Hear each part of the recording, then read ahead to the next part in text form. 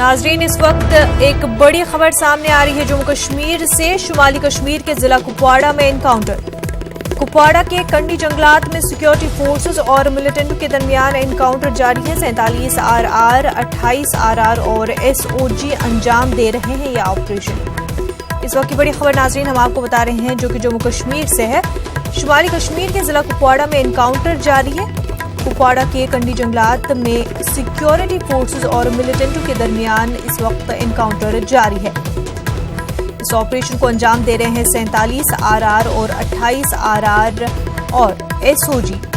इस वक्त की बड़ी खबर नाज़रीन, शुमाली कश्मीर के जिला कुपवाड़ा में एनकाउंटर जारी है। कंडी जंगलात में 47 RR, 28 RR और SOG ऑपरेशन अंजाम दे रहे हैं।